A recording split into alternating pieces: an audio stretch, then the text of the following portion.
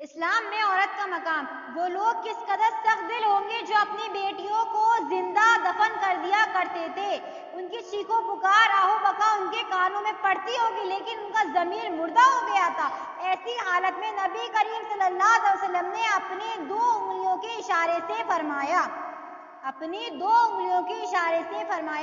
جس آدمی کے گھر میں 2 بیٹیاں ہوں اور وہ ان کی اچھی پرورش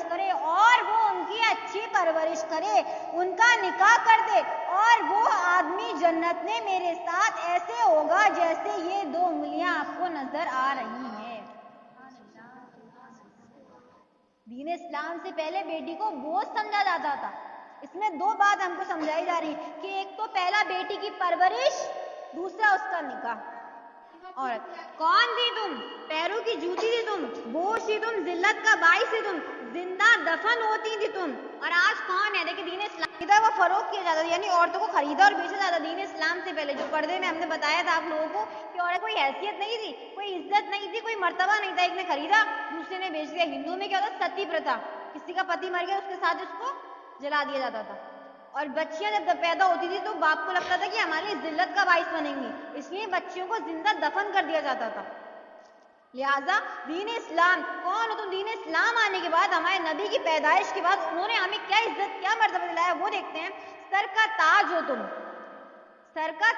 تم، جنت کی سردار ہو تم، عزت کا نشان ہو تم، ذمہ داری ہو تم. اور آج تم ماں ہو تو جنت، بیٹی ہو تو رحمت، بہن ہے تو عزت اور بیوی ہے تو محبت. یہ کس نے دیا یہ ہمیں مقام؟ دین اسلام نے یہ مقام ہمیں دیا ہے. لہٰذا ہم سب پر فرض ہے کہ اس دین کو ہم آگے نسلوں تک پہنچائیں. یہ دین جو ہمیں اتنی عزت دے رہا ہے، کبھی جنت بنا رہا ہے، کبھی رحمت بنا رہا ہے، کبھی عزت بنا رہا ہے، اور شوہر ہے تو بیوی کی محبت بنا رہا ہے، تو ہمارا یہ فرض ہے کہ دین اسلام کے جو حکم ہم کو ملے ہیں، کیا حکم ہے؟ دیکھیں کس نے دیا یہ مقام تمہیں؟ تمہارے رب نے. یہ مقام ہمیں ہمارے اللہ نے دیا ہے. اور کس نے دلایا یہ مقام ہمیں؟ یہ مقام ہمیں ہمارے نبی کریم رؤوف الرحیم صلی اللہ تعالی علیہ وسلم نے دلایا ہے. لہٰذا ہم سب پہ فرض ہے کہ ہم ان کے حکم کی اطاعت کریں، ہم ان کے فرمان کے مطابق چلیں، تبھی یہ عزت یہ محبت ہم کو حاصل ہوگی. اور کس کے ذریعے ملا یہ مقام ہمیں؟ دین اسلام کے ذریعے سے ہمیں یہ عزت عطا کی گئی ہے. دیکھیں اگر کوئی مسلمان عورت معاشرے میں جاتی ہے، برقع پہن کے، کتنی عزت ہوتی ہے اس کی کہ مسلمان عورت ہے.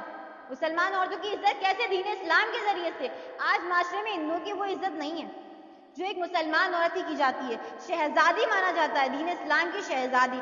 دین اسلام میں عورت کے لیے کتنی آسانیاں ہیں. نہ ہمیں جہاد کا حکم، عورت کے لیے جہاد نہیں ہے.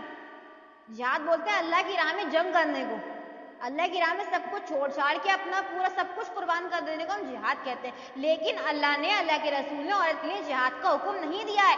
ایک عورت اگر پردہ کر کے گھر سے باہر جا رہی ہے تو وہ اس کا جہاد ہے. آسان ہے پردہ کرنا، چہرے کو ڈھک کے رکھنا، جسم کو ڈھک کے رکھنا آسان ہے. لیکن ایک عورت اگر سردی گرمی کے باوجود بھی پردہ کر رہی ہے تو وہ اس کا جہاد ہے. لہٰذا اللہ نے ہمیں یہ حکم نہیں دیا کہ تم تلواریں لے کے نکل جاؤ.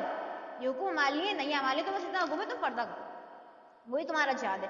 اللہ نے تمہیں باجماعت نماز کا حکم نہیں دیا. مردوں کی جو نماز ہوتی ہے جماعت کے ساتھ میں ہوتی ہے، لیکن اللہ نے تو عورتوں کے لیے پوری زمین کو مسجد بنا دیا ہے. تم چاہے جہاں نماز پڑھ لو. نماز تو ہندو کے گھر بھی ہو جائے گی، لیکن جگہ پاک ہونا شرط ہے. جگہ کا، جسم کا پاک ہونا یہ چیز شرط ہے. تو نماز تو ہم پوری دنیا میں کسی بھی کونے میں پڑھ سکتے ہیں، اس کی کوئی پابندی نہیں ہے. تو کتنی رحمت ہے اللہ کی ہم پر. یہ بھی تو اللہ کی نعمت ہے کہ ہمیں مسجدوں میں جانے کی ضرورت نہیں ہے، ہمیں اپنے سارے کام چھوڑ کے جانے کی ضرورت نہیں ہے. اگر ابھی ٹائم ہوا ہم 10 منٹ بعد پڑھ سکتے ہیں، ہم آدھا گھنٹے بعد نماز پڑھ سکتے ہیں. تو ہمیں تو اللہ کا شکر ادا کرنا چاہیے. کتنی آسانیاں ہمارے اللہ نے پیدا کر دی ہیں. نہ تمہیں روزی کمانے کی فکر.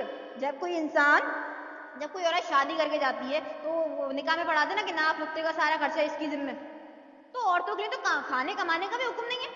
اتنی آسانی. اگر جب تک بیٹی ہے اس کا سارا خرچہ کون اٹھائے گا؟ باپ اٹھائے گا. باپ کے اوپر فرض ہے اس کا ہر چیز سے، کھانے کا، پینے کا، پہننے کا سارا خرچہ اٹھائے گا باپ. اور جب بڑی ہو جائے گی، باپ کا اگر انتقال ہو گیا تو اس کے بھائیوں کے اوپر فرض ہے کہ وہ اس کا ہر چیز سے لحاظ کریں، اور اس پہ ان کو اجر بھی دیا جا رہا ہے. اگر کوئی بھائی اپنی بہن بیٹی کے لیے کچھ خرچہ کر رہا ہے، ان کے لیے کام کر رہا ہے، ان کی خدمت کر رہا ہے، تو اس پہ اجر بے شمار دیا جا رہا ہے ان کو. پھر جب شادی ہو کے جاتی ہے تو شوہر کی ذمہ لگا دیا خرچہ کہ شوہر اٹھائے گا کھانے کا، پینے کا، ہر چیز کا. کس کی ذمہ؟ شوہر کے ذمہ. تو بتائیں، عورت کو کھانے کمانے کا حکم دیا ہے یہیں پر ہی. اور عورتیں آج کل مزدوری کر رہی ہیں، وہ تو چلے کسی کی اگر پرابلم ہے، فائنینشیل پرابلم ہے، وہ الگ بات. لیکن اسلام ہمیں حکم نہیں دیتا ہے کہ تم گھر سے باہر جاؤ اور کماؤ. اسلام میں تو اگر مرد مجاہد ہے، اگر مرد حیات ہے، باپ ہے، بھائی ہے, شوہر ہے, تو یہ ان کی ذمہ داری ہے, یہ ہمارا فرض نہیں ہے. اور پھر نہ تمہیں زکوٰۃ ادا کرنے کی فکر. زکوٰۃ کون ادا کرے گا؟ مرد ادا کریں گے. نماز, روزہ, حج, زکوٰۃ, یہ چیزیں فرض کی گئی نا. نماز فرض ہے عورت پہ, روزہ فرض ہے, حج فرض ہے, لیکن زکوٰۃ کا حکم عورت کے لیے نہیں ہے. زکوٰۃ مرد نکالتا ہے اپنی طرف سے. یعنی اگر کسی شوہر نے اپنی بیوی کے لیے زیورات بنا کے رکھے ہیں تو اس میں سے زکوٰۃ نکلے گی. عورت اپنے پاس سے زکوٰۃ ادا نہیں کرتی ہے. اللہ کی رحمت کو حاصل کرنے کے ذریعے عورت کے لیے, اب دیکھیں میں نے آپ کو بتا دیا اللہ کی رحمت ہے, اب ہم اسے حاصل کس طریقے سے کریں گے؟ اللہ نے حکم دیا ہے, عورت کے لیے کچھ حکم دیا. سب سے پہلا حکم دیا ہے پردے کا. اپنے آپ کو ڈھانپ کر رکھو کہ تم قیمتی ہو, تم اللہ کی رحمت, دین کی شان, اسلام کی شہزادی اور شہزادی جنت سیدہ فاطمہ رضی اللہ تعالیٰ عنہ کی کنیز ہو. تم ایک مسلمان عورت ہو. جب کوئی عورت گھر سے باہر نکلے تو اسے یہ خیال کرنا چاہیے میں کون ہوں؟ میں ایک مسلمان عورت ہوں. میں کون ہوں؟ مسلمان. اور تم میرے اس معاشرے میں باہر جانے سے میرے پورے دین کی پہچان ہے. وہ بولتے ہیں نا ایک مچھلی پورے تالاب کو گندا کرتی ہے, پوری قوم کے اوپر بربادی کا ٹھپا لگ رہا ہے. لہٰذا ہم سب کا یہ فرض ہے کہ ہمارے اوپر ایک ذمہ داری ہے. کس چیز کی؟ ہمارے دین کی ذمہ داری ہے, اور اسے ہمیں بخوبی نبھانا ہے. ہمیں خود بھی سنورنا ہے اور جو ہمارے جو رشتے ناتے ہیں ان کو بھی سنوارنا ہے, تاکہ دین اسلام کی جو جھنڈا ہے وہ ہم بلند کر سکیں. ایک انسان اکیلا کچھ نہیں کر سکتا, لیکن ایک مل کے بہت کچھ کر سکتے ہیں دنیا میں. تم بچوں کو دودھ پلاؤ تو اجر. اب دیکھیں اللہ کی رحمت, عورتوں کے لیے اللہ کی رحمت دیکھیں. تم بچوں کو دودھ پلاؤ تو اجر, تم کھانا کھلاؤ تو ثواب, تم شوہر کا حکم مانو تو ثواب, تم رات جاگ کر گھر والوں کی دیکھ ریکھ کرو تو ثواب, اور تم خود سحری آدھی چھوڑ کر دوسروں کو کھلاؤ تو ثواب, تم اپنے بھائی کی عزت کا مان رکھو تو ثواب. اب بتاؤ دین اسلام میں کس چیز کی کمی ہے؟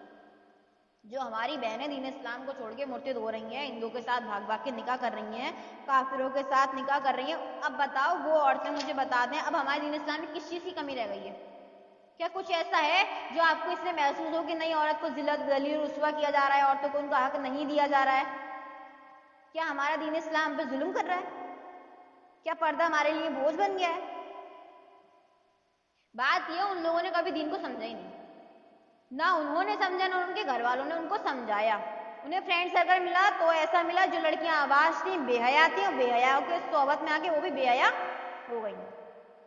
تو جس نے دین اسلام کو جانا ہی نہیں ہے, سمجھا نہیں ہے, وہ تو یہی کہیں گے برا ہے.